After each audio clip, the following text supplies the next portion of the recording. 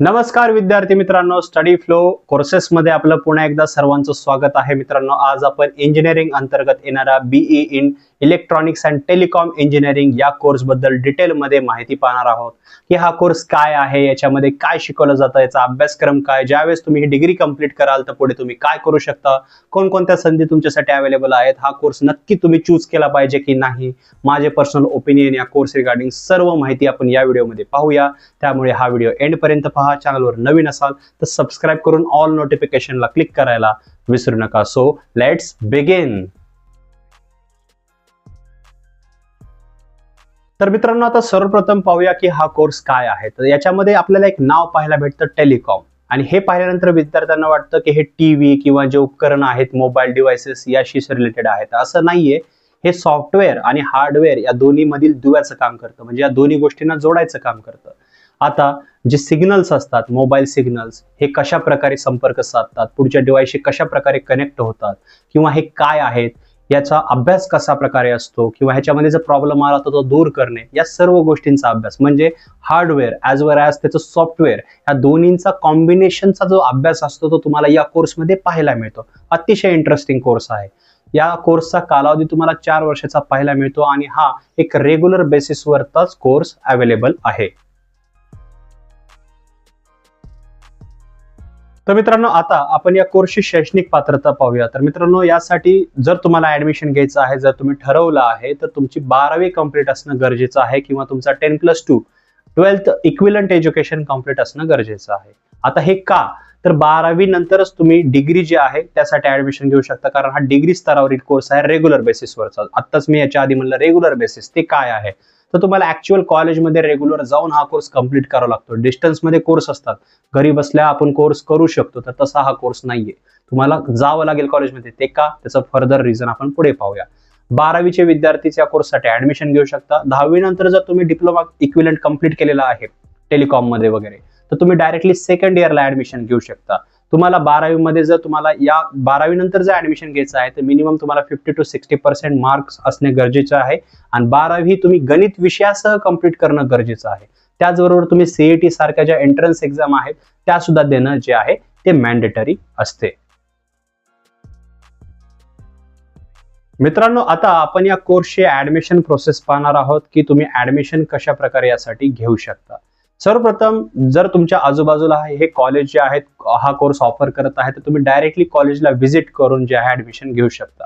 आता कधी ऍडमिशन घेऊ शकता, तर असं बिलकुल नाहीये. ज्यावेळेस तुमची 12वी कंप्लीट झालेली आहे, दरवर्षीच्या मिडलमध्ये जून जुलै किंवा नंतर तुम्हाला ऍडमिशन चालू होताना दिसतील.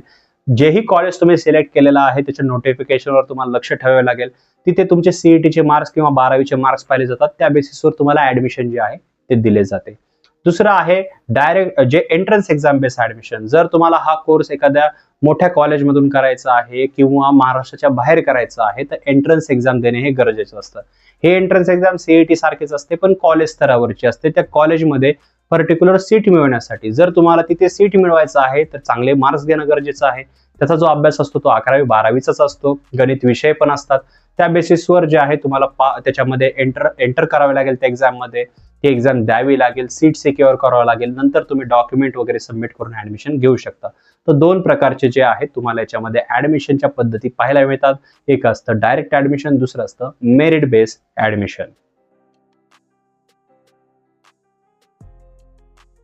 तर मित्रांनो, आता आपण या कोर्सचा कालावधी पाहणार आहोत. तर मित्रांनो, याचा कालावधी तुम्हाला 4 वर्षाचा पाहायला मिळतो. हा रेग्युलर बेसिसवरच अवेलेबल असलेला कोर्स आहे.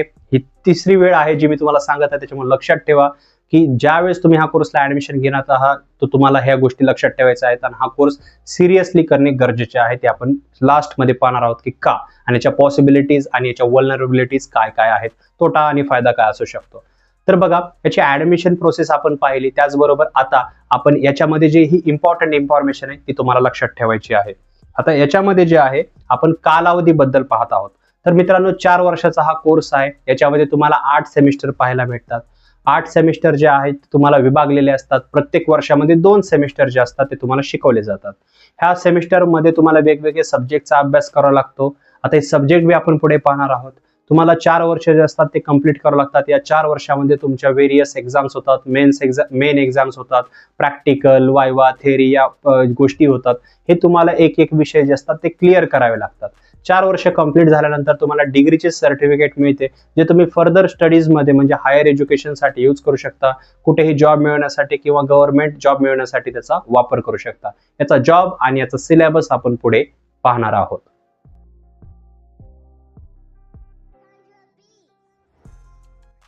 तर मित्रांनो, आता शॉर्ट मध्ये याच्या कॉलेजेस बद्दल पाहूया. तर स्क्रीनवर तुम्ही याचे कॉलेजेस पाहतच असाल. तर हे फॉलोइंग कॉलेजेस ॲज वेल ॲज तुमच्या आजूबाजूला ह्याचे कॉलेजेस असू शकतात.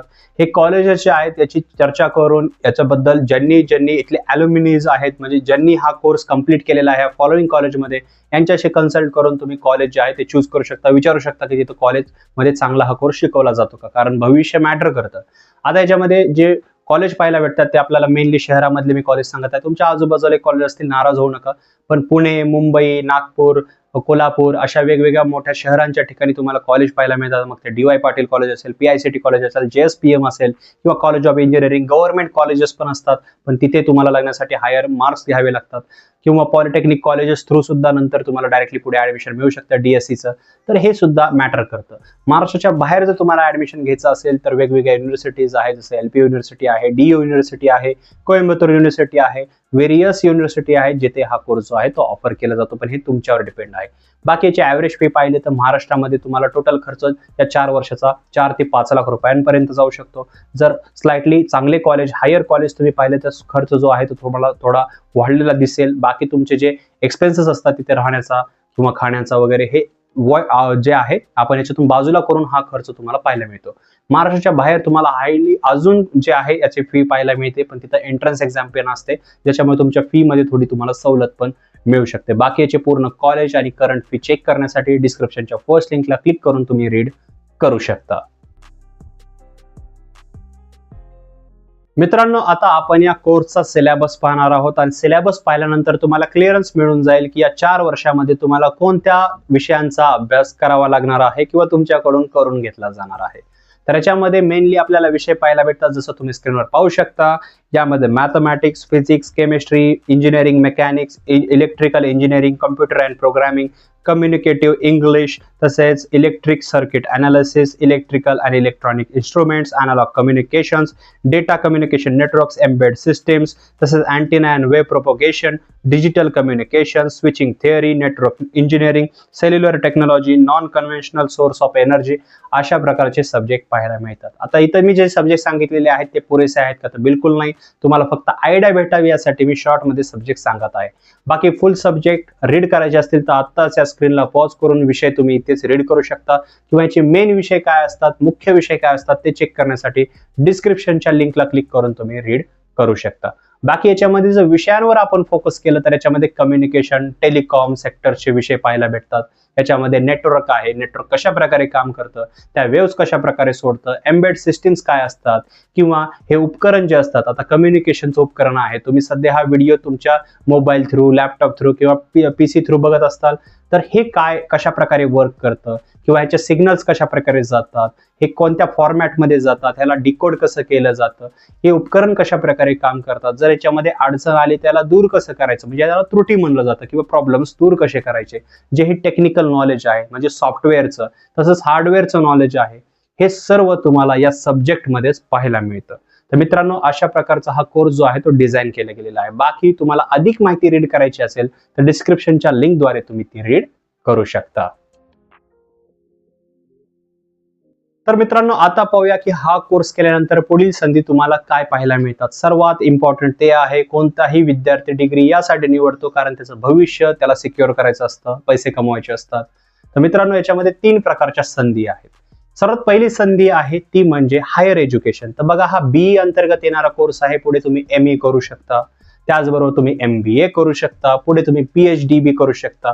आता ज्या कोर्स बद्दल आपण बोलत आहोत तो अंडर ग्रॅज्युएट कोर्स आहे. तर पुढे तुम्ही पोस्ट ग्रॅज्युएशन, जे मी ME वगैरे सांगितलं त्याला पोस्ट ग्रॅज्युएशन म्हणतात, पदव्युत्तर पदवी मराठीमध्ये. तर ती तुम्ही करू शकता. पण हे तुमच्या टाइम, तुमच्या रिसोर्सेस, तुमच्या पॅरेंटचे परमिशन किंवा तुम्हाला स्वतःला विल पॉवर आहे का, विलिंग आहे का, तुम्हाला आवड आहे का पुढे अजून शिकण्याची, हायर स्किल अचीव्ह करण्याची, यावर डिपेंड आहे. तर हे जे डिसिजन आहेत तुम्ही भविष्यामध्ये घेऊ शकता. दुसरं तुमच्याकडे ऑप्शन आहे गव्हर्नमेंट जॉब प्रिपरेशनचं. तर बघा MPSC, UPSC, railway board exam, SSC अशा प्रकारच्या परीक्षांचं प्रिपरेशन तुम्ही करू शकता. पण याचे सब्जेक्ट लक्षात घ्या, इंजिनिअरिंग पेक्षा खूप वेगळे आहेत. याच्यामध्ये जे विषय शिकवले जाणारे असतात ते खूप वेगळे असतात आणि तुम्ही या ज्या एक्झामचं प्रिपरेशन करणार आहात ते खूप वेगळं आहे. याच्यामध्ये सक्सेस रेट कसा असणार आहे काय ते तुम्हाला कॉम्पिटिशनला बघून ठरवायचं आहे फ्युचरमध्ये. दुसरं तुमच्याकडे आहे निमसरकारी जे असतात संस्था असतात तिथे तुम्हाला जॉब मिळणे. जसं आता टेलिकॉम इंडस्ट्री पाहिली तर गव्हर्नमेंट जे ओन करतं ती आहे भारत संचार निगम लिमिटेड. नाव थोडं वेगळं वाटत असेल पण याला शॉर्टमध्ये BSNL म्हणलं जातं. तर या ठिकाणी सुद्धा वॅकन्सीज असतात किंवा इतर टेलिकॉम सेक्टर्स असतात. गव्हर्नमेंटचे जे संचार जे असतात सेक्टर्स असतात तर टेलिकॉम्युनिकेशन किंवा टेलिकॉम सेक्टर्स ते इथे तुम्हाला जॉब मिळू शकते. एक डिसेंट गव्हर्नमेंट जॉब. तुमच्याकडे हे डिग्री आहे तर ह्या डिग्री होल्डरसाठी पर्टिक्युलरली जॉब्स असतात. तुम्ही जर नंतर गेटची एक्झाम देणार आहात आता ती काय असते वगैरे मला कॉमेंट सेक्शन मध्ये विचारू शकता. ती एक्झाम दिल्यानंतर सुद्धा त्या एक्झाम मध्ये जर तुम्हाला चांगले मार्क्स पडले असतील तर तुम्हाला डायरेक्टली मुलाखतीला बोलवून सुद्धा जॉब दिली जाते. कॉन्ट्रॅक्च्युअल बेसिसवर पण जॉब असते हे पण असतं किंवा तुम्हाला एक प्रायव्हेट जॉब सुद्धा मिळू शकते. पण आता प्रायव्हेट सेक्टरमध्ये जॉब्स तुम्हाला डायरेक्टली कशा प्रकारे मिळू शकतात त्याआधी तुम्हाला हे सांगायचं आहे की जर तुम्ही चांगल्या कॉलेजमधून कोर्स करत आहात आणि तुमचा चांगला परफॉर्मन्स आहे, अकॅडमिक स्कोर तुमचा चांगला आहे, CGPA चांगला आहे तुमचा, हे काय असतं तेही विचारू शकता. पण चांगलं जर आहे तुमचा परफॉर्मन्स तर कॉलेजच्या लास्ट इयरमध्ये शेवटच्या सेमिस्टर वगैरे मध्ये तुम्हाला कॅम्पस थ्रू सुद्धा सिलेक्शन होऊ शकतं. माझ्या जवळच्या बऱ्याच मित्रांचं या थ्रू सिलेक्शन झालेलं आहे. किंवा तुम्ही हा कोर्स करत असताना वेगवेगळे कोर्स कंप्लीट करू शकता. तुम्ही वेगवेगळे ज्या स्किल्स आहेत वेगवेगळे सर्टिफिकेशन कोर्स करू शकता आणि तुम्ही डायरेक्टली नंतर तुम्हाला जॉब मिळू शकतो. पण ह्या पॉसिबिलिटीज बद्दल आपण लास्टमध्ये पाहणार आहोत. तर प्रायव्हेट सेक्टरमध्ये कोणकोणत्या प्रकारचे जॉब आहेत तर याच्यामध्ये पुढे तुम्ही telecom engineer, network engineer, technician, testing engineer, telecom site engineer अशा प्रकारच्या जॉब ज्या आहेत त्या मिळू शकतात. आता हे जॉब कुठे मिळतील तर बघा एअरटेल, BSNL, जिओ, आयडिया, आता वोडाफोन जे आता मर्ज आयडियामध्ये झालेलं आहे. तर हे जे टेलिकॉम सेक्टर्स आहेत इथेही तुम्हाला जॉब मिळतो. त्याचबरोबर भारत संचार निगम लिमिटेड हे गव्हर्नमेंटचं आहे तर इथेही तुम्हाला जॉब मिळतो. पण त्यासाठी एक्झाम्स किंवा इंटरव्ह्यूज किंवा तुमचे मार्क्स, अकॅडमिक स्कोअर हे मॅटर करतात. पण लक्षात ठेवा मित्रांनो हे तिन्ही ज्या संधी आहेत त्यांचा जर तुम्हाला लाभ उचलायचा असेल, फायदा उचलायचा असेल तर डिग्री सिरियसली करणे, त्याचबरोबर ही डिग्री चांगल्या कॉलेजमधून करणे गरजेचे आहे. तर मित्रांनो लास्ट बट नॉट लिस्ट आता पाहूया की हा कोर्स का आणि कोणी निवडावा किंवा तुम्ही काय लक्षात ठेवलं पाहिजे आणि कोणत्या गोष्टीची काळजी घेतली पाहिजे. हा मुद्दा पाहिल्यानंतर तुम्हाला एक क्लिअरन्स मिळेल की हा कोर्स तुमच्यासाठी योग्य आहे की नाही. सर्वप्रथम जे आहे कोणी निवडावा तर विद्यार्थी मित्रांनो आतापर्यंत ज्याही गोष्टी आपण बोललो, जर आतापर्यंत व्हिडिओ पाहतात ज्याही गोष्टी मी बोललेलो आहे त्याच्यामध्ये तुम्हाला थोडाही इंटरेस्ट आहे, जर तुम्हाला फिजिक्स, केमिस्ट्री, बायोलॉजी जे असे विषय आहेत तुम्ही हँडल करू शकता जे ऑलरेडी खूप अवघड असतात, त्यानंतर तुम्ही इंजिनिअरिंगच्या क्षेत्रात येणार आहात जेही मी टेलिकॉम सेक्टर रिगार्डिंग जेही विषय सांगितले जसं अँटिना रिगार्डिंग जे एम्बेड सिस्टीम रिगार्डिंग विषय आहेत याच्यामध्ये इंटरेस्ट असेल, तुम्हाला उपकरण कशा प्रकारे काम करतात, हे सिग्नल कशा प्रकारे ट्रान्समिट करतात किंवा याला डिकोड कसं केलं जातं, इन्क्रिप्शन सिग्नल्स काय असतात, कशा प्रकारे त्याला इन्क्रिप्ट ठेवलं जातं, याची सिक्युरिटी कशा प्रकारे असते, खूप काय आहे शिकण्यासारखं. जर याच्यामध्ये इंटरेस्ट असेल तर हा कोर्स तुम्ही बिंदास चूज करा. पुढे तुम्ही हा कोर्स सिरियसली केल्यानंतर जॉब गॅरंटी कन्फर्म आहे. दुसरं आहे जे कोणी हा कोर्स निवडू नये तर ज्या विद्यार्थ्यांना समजा PCBM म्हणजे बायोलॉजी सुद्धा विषय आहे, सायन्स मधून तुमची 12वी तुम्ही कंप्लीट केलेली आहे तर तुम्ही समजा इंजिनिअरिंग मध्ये इंटरेस्ट नाही तर तुम्ही सायन्सचे कोर्सेस मध्ये जाऊ शकता किंवा BSc चे कोर्सेस जे आहेत ते करू शकता, पॅरामेडिकल कोर्सेस करू शकता, नीट एक्झाम देऊन तुम्ही पुढे MBBS, BHMS वगैरे सारखे कोर्स करू शकता. तुम्ही प्लेलिस्ट चेक करा आपली, आपण फ्युचरमध्ये सुद्धा याच्याबद्दल व्हिडिओज घेऊन येणार आहोत आणि ऑलरेडी सुद्धा खूप व्हिडिओ आहेत ते तुम्हाला हेल्पफुल ठरतील. जर सायन्स पण विषय तर तुमचा 12वी मध्ये असेल तर, पण जर मॅथच आहे तर तुम्हाला इंजिनिअरिंगच्या क्षेत्रामध्ये यावं लागेल किंवा तुम्ही इतरही कोर्स जे आहेत ते टेक्निकल करू शकता. बाकी तुम्ही काय लक्षात ठेवलं पाहिजे किंवा पॅरेंट्सनी काय लक्षात ठेवायचं तर पॅरेंट्ससाठी सांगायचं म्हणलं तर तुम्ही तुमच्या पाल्याला बिलकुलही फोर्स करू नका या कोर्ससाठी. इंजिनिअरिंगचं क्षेत्र ऑलरेडी खूप अवघड आहे, याच्यामध्ये विषय क्लिअर करणं ऑलरेडी खूप अवघड आहे. तुम्ही जर आजूबाजूला पाहत असाल की विषय ह्याने क्लिअर केले किंवा इंजिनिअरिंग कंप्लीट केली तर असं बिलकुलही होत नाही. ते स्ट्रगल 4 वर्षामागं काय असतं, 4 वर्षांमध्ये काय असतं हे कोणीही सांगू शकत नाही किंवा एक्सप्लेन केलं तरी पुढच्याला समजत नाही.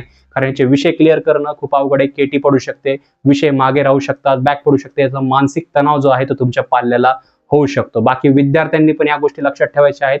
कोणतीही डिग्री कंप्लीट करण्यासाठी तुमचा इंटरेस्ट महत्वाचा आहे. त्यावेळेसच तुम्हाला 4 वर्ष जे आहे ते तुम्ही सर्व्हाइव्ह करू शकता. अदरवाईज तुम्ही पहिल्या 1 ते 1.5 वर्षामध्येच डिग्री जी आहे ती ड्रॉप आउट करताल आणि दुसऱ्या डिग्रीमध्ये जाल, जेणेकरून तुमचा वेळ, तुमचा पैसा या गोष्टींचं नुकसान होऊ शकतं, उचलावं लागू शकतं आणि मोस्ट ऑफ विद्यार्थ्यांचं हेच होतं. तर लक्षात घ्या, या गोष्टी होऊ द्यायच्या नाहीत. त्यासाठी तुमच्या इंटरेस्टनुसार जे आहेत हा कोर्स तुम्ही चूज करा. बाकी तुमचे या कोर्स रिगार्डिंग जे काय प्रश्न असतील खाली कॉमेंट सेक्शन मध्ये विचारा. व्हिडिओ आवडला असेल लाईक करा, शेअर करा आणि चॅनलला सबस्क्राईब करा. तसेच तुम्हाला जर गायडन्स पाहिजे असेल या कोर्स रिगार्डिंग, इतर कोर्स रिगार्डिंग काय प्रश्न असतील, आमच्याशी बोलायचं असेल तर इंस्टाग्रामची लिंक सुद्धा डिस्क्रिप्शन मध्ये दिलेली आहे, तिथे आमच्याशी कॉन्टॅक्ट करू शकता. फ्री ऑफ कॉस्ट आम्हाला DM करा आणि तुमचे प्रश्न आम्हाला विचारा. बाकी व्हिडिओला लाईक करा, शेअर करायला विसरू नका आणि सबस्क्राईब करून त्या ऑल नोटिफिकेशनला क्लिक करा, जेणेकरून भविष्यातले व्हिडिओज तुम्हाला मिळतील सर्वात प्रथम तुमच्या स्मार्टफोनवर किंवा तुमच्या पीसीवर. तर मित्रांनो, आजच्या व्हिडिओमध्ये एवढंच. मी मिळतो तुम्हाला पुढच्या व्हिडिओमध्ये. तोपर्यंत थँक्स फॉर वॉचिंग.